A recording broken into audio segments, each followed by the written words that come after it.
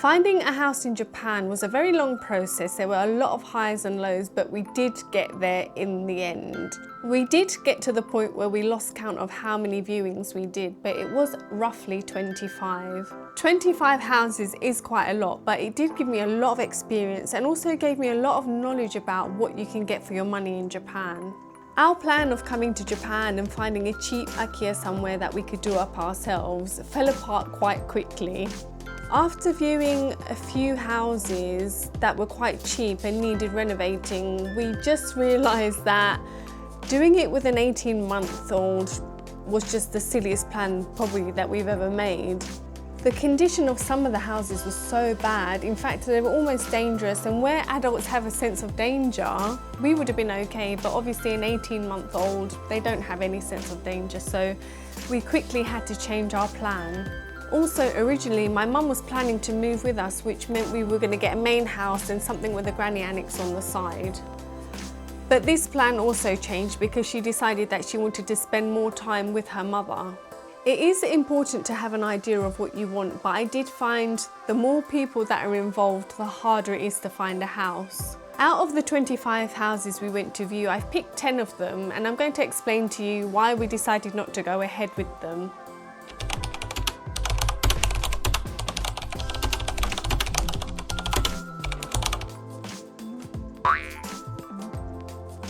This was our first viewing and the condition of the house was quite good. We were considering putting an offer on it, but I didn't have a good feeling about the house, and although I couldn't put my finger on what exactly I didn't like, I just went with my gut. I really liked the traditional interior, but it did need quite a lot of modernisation.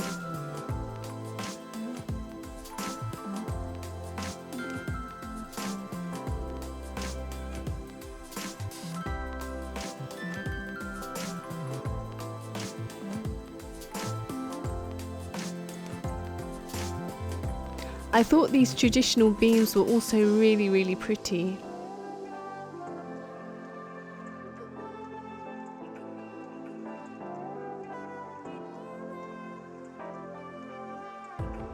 The staircase was very steep and it had no banisters, but I think if we really loved the house we could have changed that.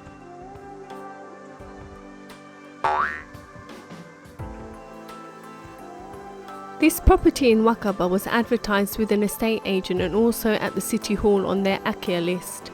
Although in some of these videos the property's condition doesn't look too bad, the floor felt very soft. The bathroom needed a total refurbishment.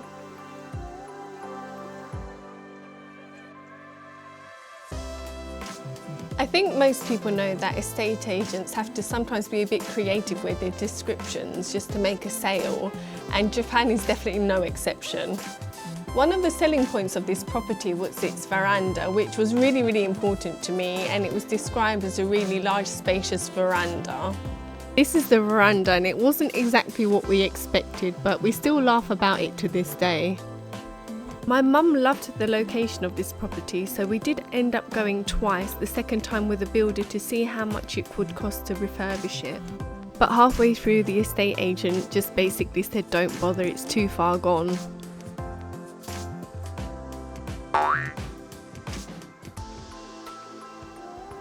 This is the floor plan for the house in Chichibu. Looking at it, it did have everything that we wanted.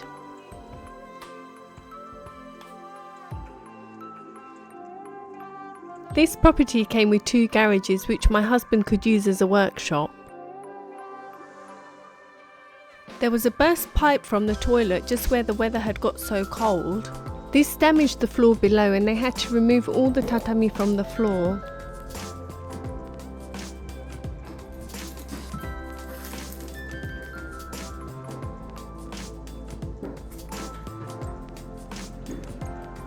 We did really like this property, so we asked the estate agent if he could arrange for a builder to come over to give us a quote for the repairs.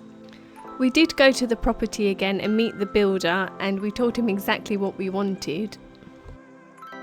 We received a quote for the repairs and it was 4.715 million yen.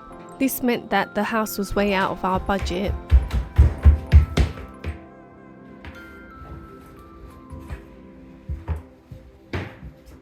In the whole of our property journey, I would say that this property was where we had the most awkward moment. When we finished viewing the house in Chichibu, the estate agent said at the end of it, he said, "Would you like the house then?" And of course, it's such a big purchase that you'd like to talk about it, think about it. And he said, in Japan, we make decisions just like this. We kept saying it's not really a decision that we can just make there and then. And then he started saying, well, how much have you got in your bank account? How much have you got in your bank account in England? And really, really awkward questions. We did somehow manage to get out of the situation. And then I spoke to my cousin about it and she said, people in Japan don't make decisions like that within 5 minutes. I do think some people take advantage of the fact that you're not from here and perhaps don't know exactly what the procedures are like, so you just have to be a little bit careful of this. This house was probably the prettiest house we saw, and the area was very, very scenic. It did have a garage that my husband could use as a workshop, but unfortunately there was no balcony. It was clear from walking around the house that someone was having a big clear out. This house was the only house I felt like I was walking around a maze. Some parts, for example this bathroom, didn't need any work at all. The estate agent told us that this house belonged to a wealthy dentist, and some of the designs around the house were very elaborate. We did really love this house, but our only worry was that the surrounding houses seemed to be all empty. Although we did think that would be fine for us, we were worried about our daughter and her social interactions. Looking back now, I think it would have been a mistake because we have such lovely neighbours and I think we would have missed that.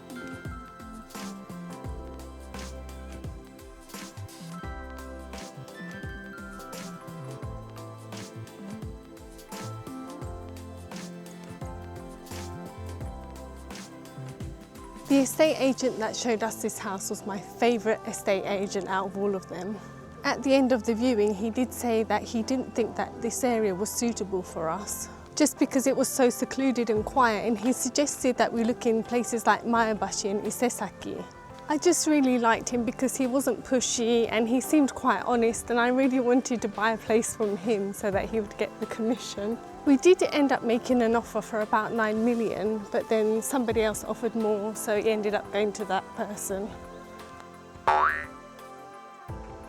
With this property, I already knew before we arrived for the viewing that I didn't want to live there. The area looked a little bit run down and also very quiet. The layout of this property was quite strange. There were 2 houses, but you could only access each property by going through the first floor. The reason why my husband wanted to view this property was because there was a workshop there. The owners of this property was actually a Japanese lady and a Turkish gentleman, and they planned to sell up and move to Turkey.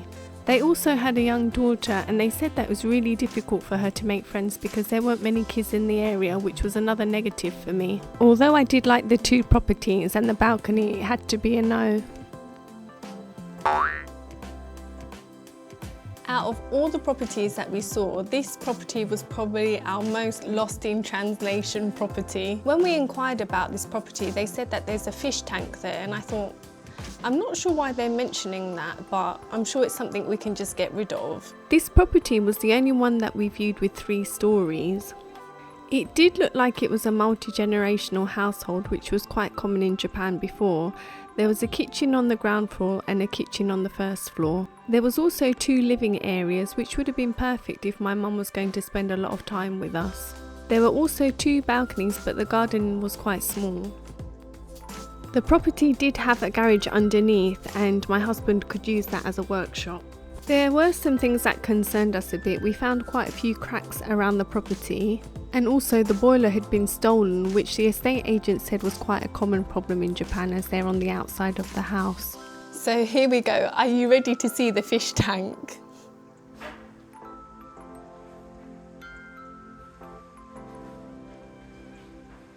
I have to admit my jaw dropped a little bit when I saw this because I was in a bit of shock. It turns out that the owner of the property was a koi carp breeder. After having a long think about what to do with the fish tank, we decided to make an offer on the property as we really liked the house and we loved the area and the location. Unfortunately, every time we made an offer, the estate agent said someone made a better offer, so we decided not to go ahead in the end.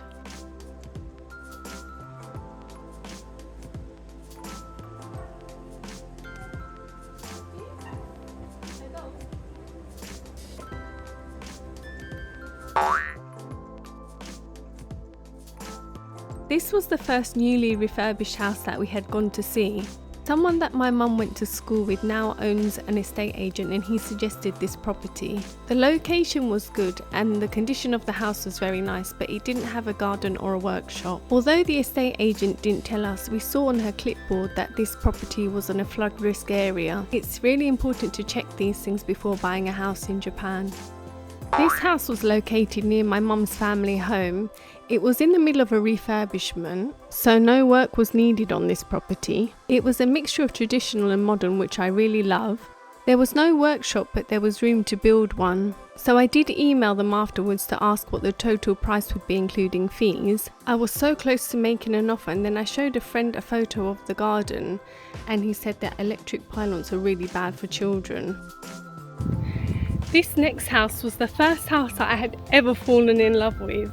But when we turned up for the viewing, it was the same estate agent who showed us around the Chichibu house. From the get-go, it was already off. He said to us, show yourself around the house. If you have any questions, I'm waiting outside. So it was already a bad atmosphere. We looked around the house. Every time we had a question, we had to go outside to find him. I did make an offer on this house because it was a house that, when I pictured us moving to Japan, it was the exact image of the house that I thought we would live in. But basically, he didn't reply to any emails. We did try and call him and he was quite rude, which is unusual for a Japanese person, I think. But it was so strange after that didn't happen. It was like I couldn't look at any other house, which was so bizarre. I just really felt like no other house would give me that feeling, so I was down for quite a while after that one. This property was in a bit of a secluded area, but there was nothing I didn't like about it. It was the mixture of tradition and modern, which I really liked. It was ready to move in and there was a huge piece of land. There was a huge balcony and the view was amazing. I was really disappointed that we couldn't buy it. Although I was heartbroken over the Yorii house, the search had to continue. 熊谷警察署または北部環境管理事務所にご連絡ください。以上で放送を終わります。こちらは防災熊谷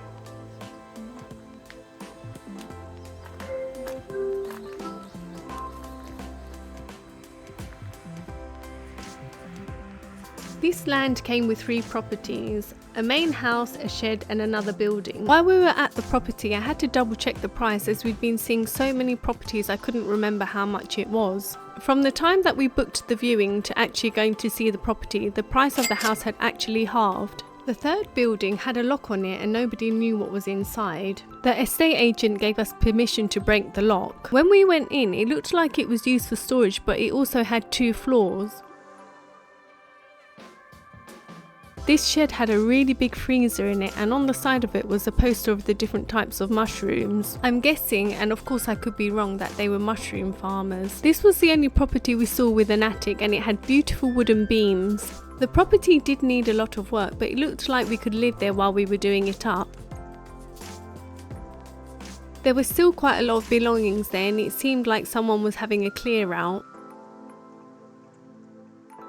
We found this photo of the property on the wall and it looks like it was taken when it was made.